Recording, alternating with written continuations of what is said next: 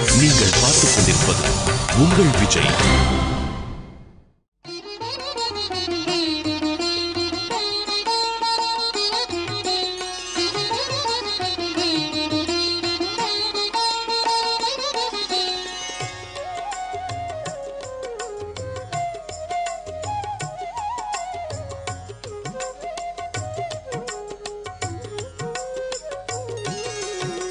रंके समां पाहि रंके समां पाहि रंके समां पाहि रंगप्रभो लक्ष्मीनाथ समारंभां नादयामुनमध्यमाम् अस्मत्ताचार्यपर्यन्तां वन्दे गुरुपरम्परां. नमश्रीरङ्गनाथाय कावेरी मध्यशायिने अर्चावतारश्रेष्ठाय सर्वमङ्गलदायिने. பக்திக்கு அடிப்படை நாமகீர்த்தனம். அந்த நாம கீர்த்தனத்தை தான் 12 ஆழ்வார்களும் நமக்கு காண்பித்த ஒரே மார்க்கம். இந்த ஆழ்வார்கள் அவதாரம் பண்ணின காலம் வேற, அவதாரம் பண்ணின க்ஷேத்திரங்கள் வேற இருந்தாலும் கூட 12 ஆழ்வார்களும் பகவானை அடையறதுக்கு ஒரு உபாயமா சொல்றது பகவன் நாம கீர்த்தனம் அப்படிங்கிறது. பக்தி அப்படின்னுட்டா பாவம், பாவம் அப்படின்னுட்டா ஒரு ஏற்படக்கூடிய மனதில் ஏற்படக்கூடிய ஒரு உணர்வுகள். அந்த உணர்வுகள் பகவத் விஷயமா ஏற்படும் பொழுது பக்தி. அந்த பக்தி எந்த ஒரு பாவத்தை அடிப்படையாக கொண்டது? ஒரு தாயாருக்கு தன்னுடைய குழந்தை மேலே அந்த அம்மாவுக்கு ஒரு தொடர்பு இருக்கு இல்லையா? சின்ன குழந்தை ராத்திரி தூளியில படுத்துண்டது அப்படின்னா அம்மா தூங்குறதே இல்லை. அந்த குழந்தை எப்ப சினுங்கினாலும் சரி டக்குன்னு முழிச்சுக்கிறான். அந்த குழந்தைக்கு கார்த்தால 8 மணிக்கு பால் கொடுக்கணும், 10 மணிக்கு பால் கொண்டு கொடுக்கணும் அப்படிங்கிறதுலாம் நினைக்கிறது இல்லை. அந்த குழந்தை எப்பெல்லாம் அழறதோ அப்பெல்லாம் பால் கொடுக்கறான். அந்த குழந்தையோட தொப்பை வாடி இருக்கோ முகம் வாடி இருக்கோன்னு பார்த்து பார்த்து பால் கொடுக்கறான். அந்த குழந்தை சின்ன குழந்தையா இருக்கும் பொழுது அழுதுதுன்னா அது வயிற்று வலியினால அழறதா, தலைவலியினால அழறதா, எதனால அழறதுன்னு தெரியாது. அந்த குழந்தைய தோல்ல போட்டுண்டு அந்த குழந்தையினுடைய அழுகையை போக்கும் பொழுது இப்படி கை கொள்ளாம இந்த குழந்தை அழறத பார்த்துட்டு மனசனால வேதனையினால துடிக்கிறான். அந்த குழந்தைக்கும் தாயாருக்கு இருக்கக்கூடிய ஒரு சம்பந்தம் இருக்கே. இவன் பெரியவன் ஆகி ஒரு பெரிய பதவிக்கு வந்து அவனுக்கு 1000 பேர் வேலை பார்ப்பான், அவனுக்கு சல்யூட் அடிப்பான். ஆனா வீட்டில் கிழவியா இருக்கக்கூடிய அந்த தாயார் அவன் வந்தவுடனே கேட்கக்கூடிய முதல் கேள்வி, ஏண்டா சாப்பிட்டியா? அப்போ ஒரு அம்மாவுக்கும் குழந்தைக்கும் இருக்கக்கூடிய ஒரு தொடர்பை சொல்லும் பொழுது அதற்கு ஒரு பெயர் சொல்லணும் இல்லையா? வாத்சல்யம். அந்த உறவுக்கு பேர் வாத்சல்யம். அதனால எல்லா மகான்களும் பகவான் நம்ம மேல எப்படி ஒரு கிருப்பை பண்றான்றதுக்கு ஏதாவது ஒரு உதாரணம் காண்பிக்கணும் இல்லையா? தெரிந்த ஒரு பொருளை வச்சுட்டு தான் தெரியாத ஒரு பொருளை சொல்ல வேண்டியிருக்கு. பெருமாளுடைய கண்கள் எப்படி இருக்கும்? தாமரை போல. கால் எப்படி இருக்கும்? தாமரை போல. தாமரை நம்ம பார்த்தது பார்க்காத கண்களை தாமரை, பார்க்காத திருவடிய தாமரை, பார்க்காத நாபிய தாமரை. இறைவனா இருந்தாலும் கூட தெரியாத பொருளை சொல்லும் பொழுது, பார்க்காத ஒரு பொருளை, அனுபவிக்காத ஒரு பொருளை பற்றி சொல்லும் பொழுது தெரிந்த ஒரு பொருளை சொல்லித்தான் சொல்ல வேண்டியிருக்கு. எல்லா மகான்களும் இந்த பகவான் நம்ம கிட்ட எப்படி கிருப்பை பண்ணுவான், எப்படி கிருப்பை பண்ணுவான், எப்படி கிருப்பை பண்ணுவான்னு சொல்லும் பொழுது பெற்ற தாயினும் ஆயின செய்யும் அப்படின்னு விட்டார் திருமங்கை ஆழ்வார். ஒரே ஒரு வரி, உங்க அம்மா உனக்கு என்ன பண்ணுவாளோ அதை விட பெற்ற தாயினும் ஆயின செய்யும் அப்படின்னு விட்டார். பகவானுடைய நம்ம மேல இருக்கக்கூடிய பகவான் உடைய ஒரு கருணைய, தாய்க்கும் குழந்தைக்கும் இருக்கக்கூடிய ஒரு உறவே வாத்சல்யம் அப்படின்னு சொல்றோம். அது மாதிரி ஒரு பிரபு இருக்கார், அவர் தான் பாஸ். அவர் கீழே வேலை பார்க்கிறவாளுக்கு அவர்கிட்ட இருக்கக்கூடிய ஒரு விசுவாசத்தை, எஜமான விசுவாசம், அதுக்கு தாசன் இல்லைன்னா தாசியம் அப்படின்னு பேரு. அத்தகைய தாசிய பாவத்திலிருந்து அவருக்கு என்னென்ன வேணுமோ அத்தனையும் பண்ணி கொடுக்கறது இருக்கு இல்லையா? அவர் என்ன வேலை சொல்றாரோ அத்தனையும் பண்றது இல்லையா? அதனாலே ஒரு வேலை பார்க்கக்கூடிய ஒருத்தருக்கும் அவனுடைய முதலாளியா இருக்கக்கூடியவருக்கும் இருக்கக்கூடிய சம்பந்தத்தை தாசம், தாஸ்யம், தாசன். ஒரு ஃப்ரெண்டு இருக்கான், நம்ம கூடயே எப்போ பார்த்தாலும் பழகின்னு இருக்கான். நம்ம நல்லது பண்ணும் பொழுதெல்லாம் பண்ணுடா, நல்ல காரியம் தாண்டா அப்படிங்கிறான். நமக்கு ஏதாவது ஒரு ஆபத்து வந்தது, கஷ்டம் வந்ததுன்னா கூட இருந்து ஹெல்ப் பண்ணுறான். ஒரு நண்பன் வந்து உனக்கு உதவி வேணுமா அப்படின்னு கேட்கக்கூடாது. அந்த நேரத்தில் தானா வரணும். அப்படி வந்துட்டா நட்பு சக்கியம். அந்த நட்பு அப்படிங்கிறது இரு உடல் ஒரு உயிர் போல இருக்கணும். அப்படி ஒரு சக்கியம். அந்த நண்பர்களுக்குள்ளே இருக்கக்கூடிய ஒரு உறவு சக்கியம். குழந்தைக்கு அம்மாவுக்கும் நடுவில் இருக்கக்கூடிய ஒரு உறவு வாத்சல்யம். ஒரு வேலை செய்யக்கூடியவருக்கும் அவருடைய தலைவருக்கும் இருக்கக்கூடிய உறவுக்கு தாஸ்யம் எல்லாம் சொல்றோம். அதே மாதிரி ஒரு காதலனுக்கும் காதலிக்கும் நடுவில் இருக்கக்கூடிய ஒரு அன்புக்கு காதல் அப்படின்னு பேரு. பிரேமை, அன்பு. சிலர் பகவானை தன்னுடைய குழந்தையா நினைச்சுட்டு பக்தி பண்ணியிருக்கா. அப்படி பண்ணக்கூடிய ஒரு பக்திக்கு வாத்சல்ய பக்தி அப்படின்னு பேரு. வாத்சல்ய பக்தி யசோதைக்கு அது பிராப்தமாச்சு. அவளுக்கு கண்ணனே குழந்தையா பிறந்துட்டான், அதனால அவளுக்கு அது பிராப்தமாச்சு. ஆனா ஆழ்வார்கள்லயே பெரியாழ்வார் அப்படிங்கிற ஆழ்வார் கண்ணனை தன்னுடைய குழந்தையா நினைத்துதான் பிள்ளை பருவங்கள் முழுக்க பாடி இருக்கார்.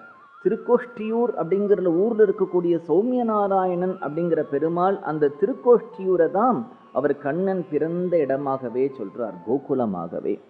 வண்ண மாடங்கள் சூழ் திருக்கோஷ்டியூர் கண்ணன் கேசவன் நம்பி பிறந்தினில் அப்படியே தமிழ் படுத்துறார்.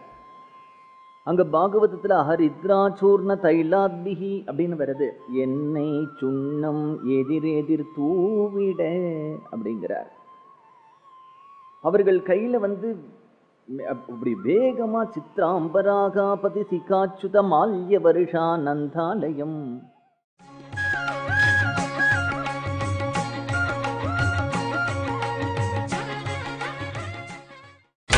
நீங்கள் பார்த்துக் கொண்டிருப்பது உங்கள் விஜய்.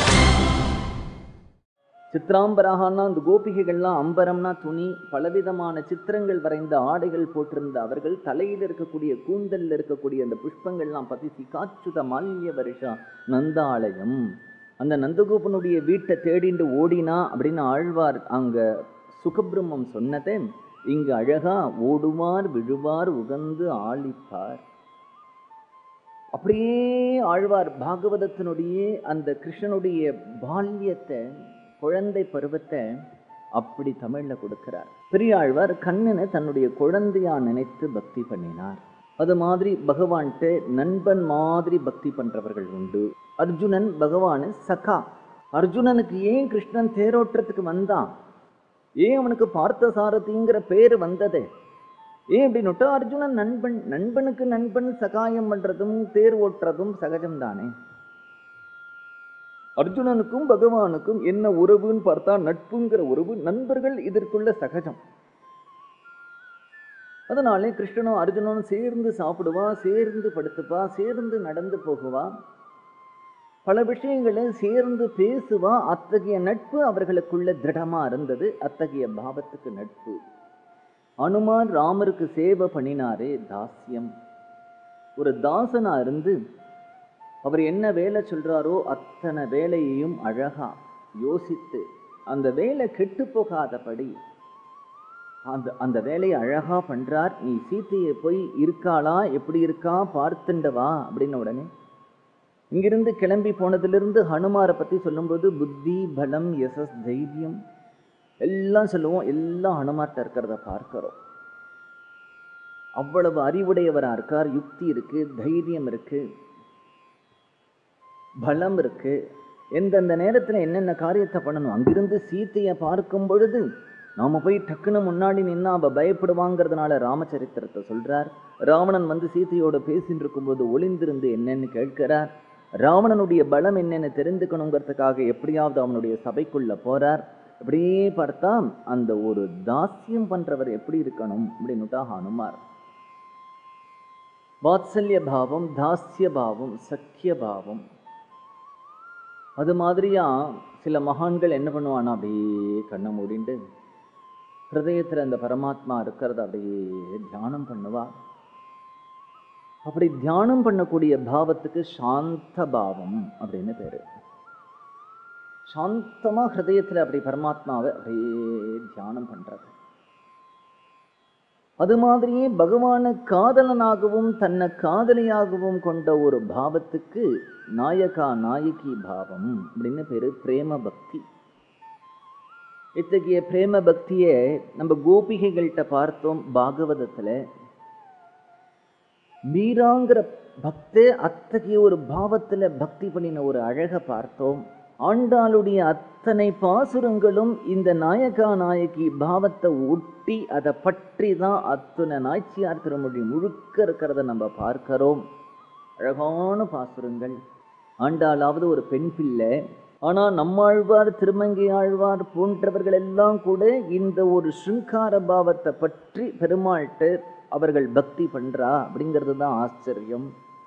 நம்மாழ்வார் கூட பிறந்ததிலிருந்து புளிய மரத்தடியிலே 16 வருடங்கள் யோகத்தில் இருந்தார். அது கூட ஆச்சரியம் இல்லை. கையில கத்தியும் கேடயமும் வச்சுருக்கக்கூடிய கலியனா இருக்கக்கூடிய திருமங்கை ஆழ்வார் ஹிருதயத்திலே அப்படி ஒரு பாவத்தினால பக்தி பண்றார். பாகவதத்துல விருத்தாசுரன் ஒரு அசுரன் இத்தகைய பாவத்துல பக்தி பண்றான் அப்படிங்கிறத பார்க்கிறோம். மதுரைக்கு போனா மதுரையில் இருக்கக்கூடிய முக்கியமான திவ்ய தேசம் அப்படின்னுட்டா திருமாலிருஞ்சோலையில் இருக்கக்கூடிய கள்ளழகர். அந்த திருமாலிருஞ்சோலை அப்படியே பார்த்தா சித்திரக்கூடம் மாதிரி இருக்கக்கூடிய ரம்யமான ஒரு அழகான மலைன்னு சொல்லியிருக்கேன். பக்கத்துல திருமோக்கூர் அப்படிங்கிற ஊர்ல காளமேக பெருமாள். அந்த ஒரு மலை இருக்கு. அந்த மலையை பார்த்தாலே ஆனை மலை அப்படின்னு ஒரு கஜேந்திர ஆழ்வார் மாதிரியே இருக்கும் அந்த மலை. கூடலழகர், திருக்கோஷ்டியூர், இதெல்லாம் மதுரையில் இருக்கக்கூடிய திவ்ய தேசங்கள். அபிமான ஸ்தலம்னு சொன்னா அங்க மதனகோபால சுவாமி, இதெல்லாம் மதுரையில் இருக்கக்கூடிய திவ்ய தேசங்கள். அந்த திருமாலிருஞ்சோலையில் இருக்கக்கூடிய கள்ளழகரை நாம சேவிக்கிறதுக்கு போகும் பொழுது அங்க ஒரு சமாதி இருக்கு, ஒரு பிருந்தாவனம், ஒரு திரு அரசு. அது யாருது அப்படின்னுட்டா நடனகோபால நாயகி சுவாமிகள் அப்படின்னு போட்டிருக்கோம். சமீபத்திலே வாழ்ந்த ஒரு நாயகா நாயகி பாவத்துல பக்தி பண்ணினவர். மதுரை தான் அவருக்கு ஊரு. அவ அப்பா பேருக்கு ரங்காச்சாரியார்னு பேரு, அம்மாவுக்கு லக்ஷ்மி பாயின்னு பேரு. குழந்தைக்கு இவர்கள் ராமபத்ரன் அப்படின்னு பேர் வச்சா. ராமபத்ரன் சின்ன குழந்தையிலிருந்து யோகாபியாசங்கள்லாம் பண்ணிட்டு இருந்தார். பிராணாயாமம் பண்ணுவார். பிராணாயாமம் பண்ணி ஆசனங்கள்லாம் போடுவார். அந்த ஒரு சின்ன குழந்தையிலிருந்து பிராணனை அடக்கி ஆசனங்கள் எல்லாம் போட்டு அத்தகைய ஒரு பக்தி பண்ணிட்டு இருந்ததுனால அப்பொழுது அந்த ஊர்ல அவருக்கு சதானந்த சித்தர் அப்படின்னு ஒரு பேர் வந்து எடுத்தோம். ஆசனங்கள் பண்ணி பிராணாயாமம் பண்ணியதுனால சில சித்திகள்லாம் கைகூடி இருந்ததோ என்னவோ சதானந்த சித்தர்னு பேர் வந்து எடுத்தோம். இப்படி திவ்ய தேசங்கள் எல்லாம் யாத்திரை போகும்பொழுது ஆழ்வார் திருநகரி அப்படிங்கிற க்ஷேத்திரத்துக்கு வரார். நம்மாழ்வாருடைய அவதார ஸ்தலம், ஆச்சரியமான ஸ்தலம். அந்த ஊர்லே அப்ப வடபத்திர அரையர் அப்படிங்கிற ஒரு பெரியவர் இருக்கார். அவரோட பேசும் பொழுதுதான் பக்தியினுடைய பெருமை தெரியறதவர். எப்ப பார்த்தாலும் பிராணன் அடக்கிண்டு ஆசனம் போட்டுண்டு அந்த பக்தியினுடைய ருச்சி தெரிய வேண்டாமா? அதனாலே அவர்கிட்டேந்து உபதேசம் வாங்கிண்டு அவரை இவருக்கு ஒரு தாசர் நாமம் கொடுக்கிறார், நடன கோபால் அப்படிங்கிறதா. அந்த நடன கோபால் அப்படிங்கிறவர் பிறந்தது 9/1/1843 மார்கழி மாசம் மிருகசிருஷ நட்சத்திரம். அதற்கு பிறகு ஸ்ரீரங்கத்துல வந்து எப்பொழுதுமே பெருமாளே அந்த நாயகி பாவத்திலேயே பாடின்னு இருந்தார். நாயகி பாவத்துல பாடினது மீதி எல்லாருக்கும் இவருக்கு ஒரு வித்தியாசம் அப்படின்னா திருமங்கை ஆழ்வார் கூட பாடியிருக்காருன்னு சொன்னோம். ஆனா அந்த திருமங்கை ஆழ்வார் பாடும் பொழுது கூட என்ன அப்படின்னுட்டா அவருடைய ஸ்வரூபம் மாறலை. இவர் கையில கத்தி வச்சுருப்பார், கேடயம் வச்சுருப்பார், மீசை வச்சுருப்பார், வாட்ட சாட்டமாக தான் இருப்பார். ஹிருதயம் ஆனால் அவருக்கு அத்தகைய ஒரு மிருத்துவா இருக்கு. சிருங்கார பாவம்னா என்ன அர்த்தம்? ஸ்திரீகளே ரொம்ப மிருத்துவானவர்கள். அவர்கள் பேசுறது, பழகிறது, பாடுறது, நாட்டியம் எல்லாம் அழகானது, ரொம்ப சாஃப்டா, ரொம்ப கிரேஸ்ஃபுல்லா இருக்கக்கூடியது. அப்படி யாருடைய சித்தம் ரொம்ப கிரேஸ்ஃபுல்லா மிருத்துவா எடுத்தோ அவர்கள் இத்தகைய பக்திக்கு அதிகாரி அப்படின்றது அர்த்தம்.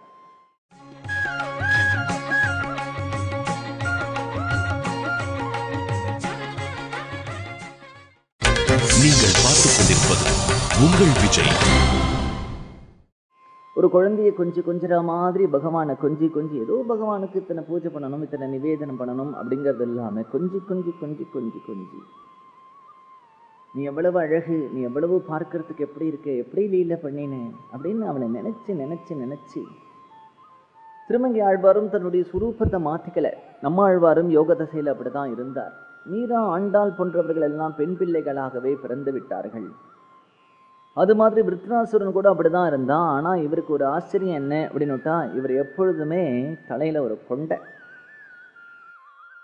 அந்த கொண்டையை போட்டுண்டு தன்னை ஒரு ஸ்திரீ மாதிரியே வேஷம் போட்டுண்டு காலில் கஜ்ஜையெல்லாம் கட்டிண்டு எப்பொழுதுமே ஆடின்னு இருந்ததுனால இவர் நாயகி பாவத்தை ஹிருதயத்தில் மட்டும் வச்சுட்டதோடு இல்லாமல் அவருடைய ஆடை அலங்காரங்கள் வேஷபூஷணங்கள்லையும் நாயகி பாவத்தோடையே இருந்தார். அப்படிங்கிறது மற்றவர்கள் தேர்ந்து இவருக்கு இருக்கக்கூடிய ஒரு விசேஷம்.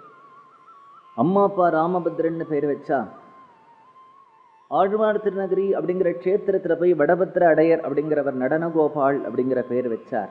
ஸ்ரீரங்கத்தில் சில காலம் தங்கி ரங்கநாதனை சேவிக்காத ஒருத்தர் இருக்க முடியுமா? அத்தகைய ஸ்ரீரங்கத்தில் ரங்கநாதர்கிட்ட அப்படி ஆச்சரியமாக பக்தி பண்ணிட்டு இருக்கக்கூடிய காலத்தில் தான் ரங்கநாராயணஜீயர், ஸ்ரீரங்கநாராயணஜீயர் அங்கே இருந்தார். இந்த நடனகோபாலருடைய பக்தியை பார்த்தார். அவருடைய வேஷபூஷணங்கள் தன்னை ஒரு ஸ்திரீயாவை ஹிருதயத்தினாலேயும் சரீரத்தினாலேயும் மாற்றிக்கொண்டு அத்தகைய ஒரு பாவத்திலேயே அவர் சௌராஷ்டிரா தான் அவருடைய மொழி, அவருடைய தாய்மொழி. அந்த சௌராஷ்டிராவிலேயே அவ்வளவு அழகான கீர்த்தனைகள் பாடியிருக்கார் அவர் நிறையா சொந்தமாகவே. அந்த கீர்த்தனைகள்ல ரங்கநாதனுடைய கிருப்பையை நீ பெற வேண்டாமா? ரங்கநாதன் உன்னை பார்க்க வேண்டாமா? ரங்கநாதனுடைய கிருப்பை உனக்கு வேண்டாமா? ரங்கநாதன் உன்னை பார்க்கணும், ரங்கநாதனுடைய கிருப்பை வேணும், கிருப்பை கிடைச்சாதான் உனக்கு இந்த ஜென்மா சபலமாகும். அப்படின்னா அந்த ரங்கநாதனுடைய கிருப்பையை நீ அடையறதுக்கு என்ன வழி அப்படின்னா சுலபமான வழி, அவனை பாடு, அவனை கீர்த்தனம் பாடு, அவனை கொஞ்சம் குழாவு. அப்படி பண்ணிட்டியானால் பெருமாள் உன்னை கட்டாட்சம் பண்ணுவான். அப்படிங்கிறதா நிறைய பாடல்கள். அவருக்கு சிஷ்யர்கள் எல்லாம் இருந்தா எப்பொழுதுமே ராத்திரி பகலா பஜனை பண்ணுவார்.